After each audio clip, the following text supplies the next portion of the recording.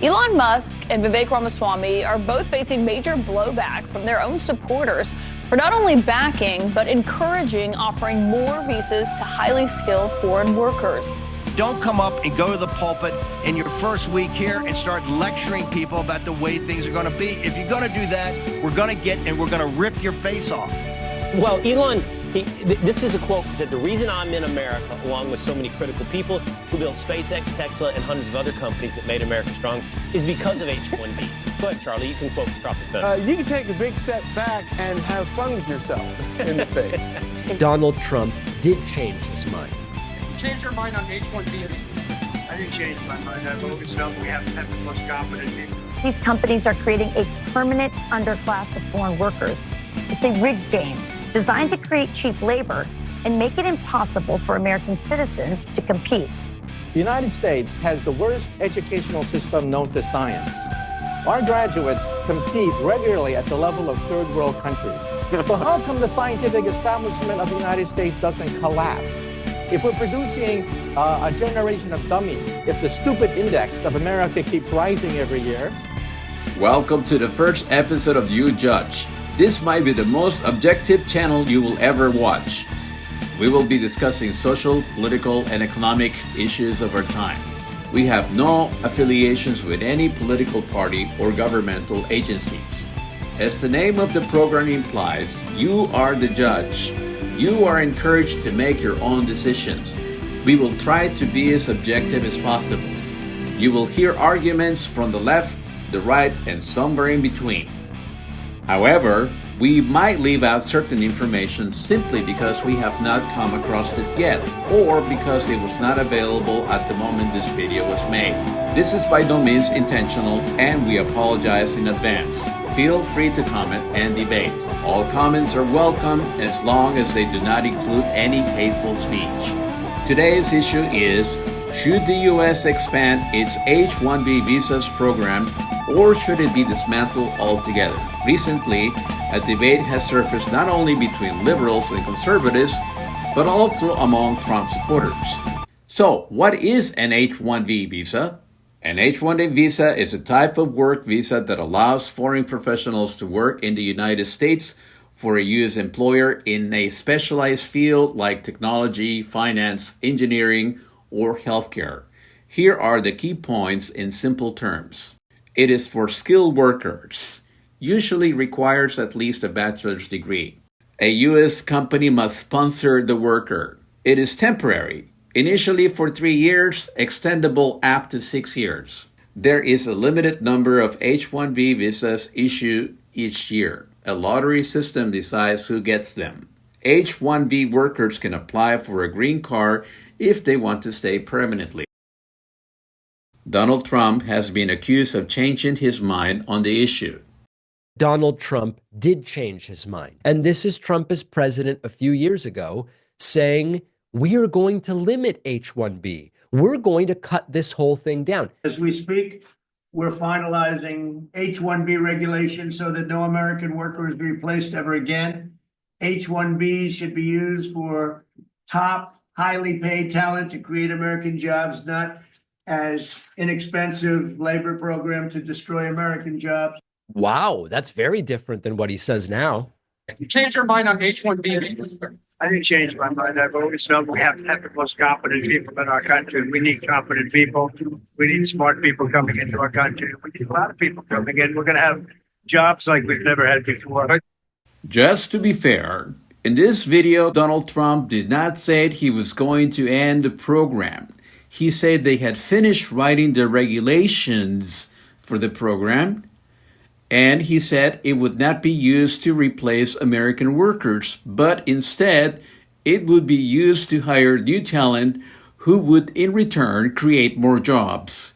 Let's listen more carefully to what he said. As we speak, we're finalizing H-1-B regulations so that no American worker is replaced ever again. H-1B should be used for top, highly paid talent to create American jobs, not as inexpensive labor program to destroy American jobs. Glenn Greenwald explains why he thinks Trump is deviating from the MAGA agenda. Steve Bannon's plan for Donald Trump as soon as he got into office was to raise taxes on the largest corporations and the richest, use that money for a bipartisan infrastructure deal that would renew America and put people back to work. And then number three, bargain with that to get funding for the wall. Steve Bannon is furious and feels that the MAGA movement has been betrayed by Elon Musk. Elon came and Elon's money helped organize the grassroots effort. In his engineering mind, he saw what the problem was as we saw it, and he supported it. And for that, he gets a place at the table. There's no doubt. You should. They're recent converts. But the converts sit in the back and study for years and years and years to make sure you understand the faith. You don't come up and go to the pulpit in your first week here and start lecturing people about the way things are going to be. If you're going to do that, we're going to rip your face off. Elon Musk is not backing down, and he had a message for his critics. Well, Elon, this is a quote from Tropic Thunder. He's memeing. Remember Tropic Thunder with I don't know. Robert Downey Jr.? Can we actually read the entire? I don't know if we can do it. Let's try. Let's try. Okay, where is it? Let's do it. This is what Elon put on X. He said, "The reason I'm in America, along with so many critical people who built SpaceX, Tesla, and hundreds of other companies that made America strong, is because of H1-B." Go ahead, Charlie. You can quote Tropic Thunder. You can take a big step back and have fun with yourself in the face. Yeah. Now, let's hear a variety of views on the issue, both on the left, the right, and in the middle. You be the judge. You make your own conclusions. Look, the bottom line is that the H-1B program is one of the main avenues by which we get access to the world's best and brightest. And these are people who bring at least 5 crucial economic benefits. They bring innovation, they bring investment, they bring talent, they bring consumption, and they also pay taxes. I don't know of anybody who doesn't want those benefits. You brought up Bernie Sanders, so I can't help but read his tweet from today, where he calls out Elon Musk, saying Elon Musk is wrong. The main function of the H-1B visa program is not to hire the best and the brightest, but rather to replace good-paying American jobs with low-wage, indentured servants from abroad. The cheaper the labor they hire, the more money the billionaires make. And Stuart Stevens, senior advisor at the Lincoln Project and author of the book, The Conspiracy to End America, 5 Ways My Old Party is Driving Our Democracy to Autocracy. The problem with the H-1B visa is that it's too limited. We only do 85,000 a year. We should double or triple that. The founder of Zoom is H-1B visa. The guy who runs Google, and another person who co-founded Google, H-1B visa. The person running Microsoft is H-1B visa. As far as what's good for American workers, if take the coal industry, the solution to clean coal is not likely to be found by a coal worker, a coal miner. It's going to be founded by someone who has high-tech skills. This is just a win-win. We ought to do more of these, and we ought to expand that so that if you get a graduate degree in the United States, with your diploma, you should have a green card stapled to it. The average person, the average Joe doesn't come out ahead. I think that a good example is you look at all of the amount of money that people have gained from after the little recession that we've had. Almost all of that money is consolidated in the top 1% of people. So this whole idea that this is better for the economy, it might be better for the economy, but it's not better for the population. It's things that are good on paper, but not necessarily good for an individual. It's well, look how much money is in the economy. Well, it doesn't matter how much, what this number says when you can't afford food because you can't get a job. That's the issue. Americans aren't opposed to bringing in more geniuses like Elon Musk, but let's not kid ourselves into believing Disney's replacements were all budding Einsteins. These workers are willing to put up with lower pay, longer hours, and overall worse conditions, unable to leave their jobs without risking deportation because they want to become citizens and bring their families over through chain migration. These companies are creating a permanent underclass of foreign workers. It's a rigged game designed to create cheap labor and make it impossible for American citizens to compete. This has been a problem for decades, and despite our leaders getting directly called out about it, they refuse to take action. But I think the U.S. should focus more on domestic skill development. Studies also show that H1B1 exacerbates employers hiring individuals from outside of the country when they could potentially hire minorities, for an example, which we know there's a shortage in the STEM fields. The United States has the worst educational system known to science. Our graduates compete regularly at the level of third world countries. So how come the scientific establishment of the United States doesn't collapse? If we're producing a generation of dummies, if the stupid index of America keeps rising every year, just watch network television and reality shows, right? How come the scientific establishment of the United States doesn't collapse? Let me tell you something. Some of you may not know this. America has a secret weapon.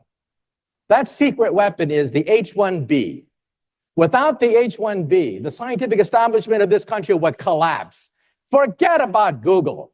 Forget about Silicon Valley. There would be no Silicon Valley without the H1-B. And you know what the H1-B is? It's the genius visa, okay? You realize that in the United States, 50% of all PhD candidates are foreign-born. At my system, one of the biggest in the United States, 100% of the PhD candidates are foreign-born. The United States is a magnet sucking up all the brains of the world, but now the brains are going back. Right? They're going back to China. They're going back to India. And people are saying, oh my God. I have criticized the Indian policy of renting brains as wage arbitrage, which makes a few billionaires very rich.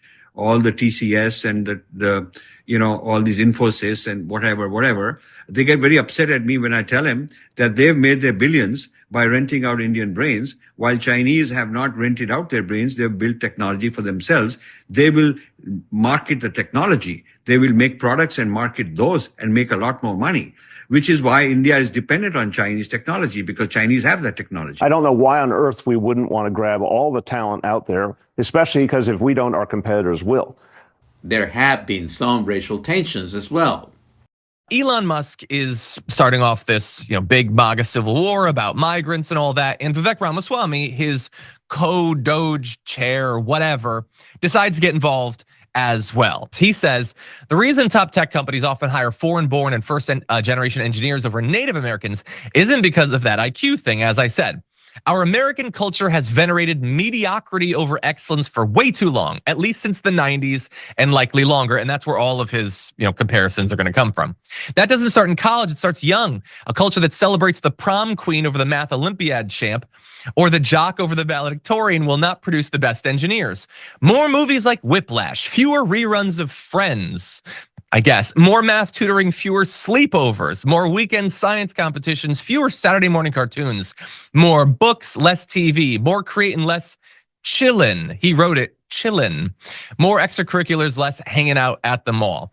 And so he's basically saying that we don't idolize intelligence or academia. And look, I could not agree with Vivek Ramaswamy more. He immediately runs up against another aspect of American culture, particularly Twitter culture, which is racism, because you've got 1,000 comments responding to Elon Musk and to him that aren't just mad in general about migrants coming in. There's a lot of xenophobia and racism in that, but specifically Indian migrants coming in. And so just a sampling of some of the responses. We don't want or need to turn this country into India. So why not try to get people from Europe? Engineers here in Northern Europe earn half of what US engineers do, yet you keep importing Indians instead. Bear in mind, many of these, they're not making an actual cases to why it would be better to have a Norwegian than an Indian. For them, it goes without saying that you don't want more Indians in the country, I guess. One said, I used to have some faith in Elon, but at this point, I'm done. The mask is off. Elon supports erasing the cultural and ethnic identity of America to help grow his bank account. He's parasitic and destructive. And another person talking about one particular person brought on to do some advising for Twitter said, did any of y'all vote for this Indian to run America? It's not an elected position that they're talking about there. But again, there's just this anti-Indian race war brewing there. Vivek Ramaswamy, you should have known this. Like, I don't know, when you did that interview with the right-wing nationalist MAGA host Ann Coulter, who said that she wouldn't vote for you because you were an Indian American. Remember when she said that? If not, let me show this to you right here. Let's play it. I too am a fan of yours. I'm going to make a point of disagreeing with you so that it will be fun. You are so bright and articulate, and I guess I can call you articulate since you're not an American black. Can't say that about them. That's derogatory. And that was a great opening segment. Lots of things to talk about there. Oh, and I agreed with many, many things you said during, in fact, probably more than most other candidates when you were running for president. But I still would not have voted for you because you're an Indian. We'll get back to that. So it sort of seems like racism is making a comeback. J.D. Vance also has a non-white wife, an Indian wife, and a kid named Vivek. All his kids have Indian names. So it's like, what exactly are we getting here? And that's not a dig at him just because I'm a racist or something. But it's like, who is this guy really? Do we really expect that the guy who has an Indian wife and named their kid Vivek is going to support white identity? Like, there's a white genocide going on in the world. White people are being systematically replaced in America and Europe through immigration and to a much lesser extent due to intermarrying. This guy has a non-white wife and a kid named Vivek. This guy is going to be a defender of white identity? Now, we come to the end of our program. Thank you very much for watching. Please don't forget to subscribe, like, and share. And we look forward to seeing you again on the next episode of You Judge. Have a great day.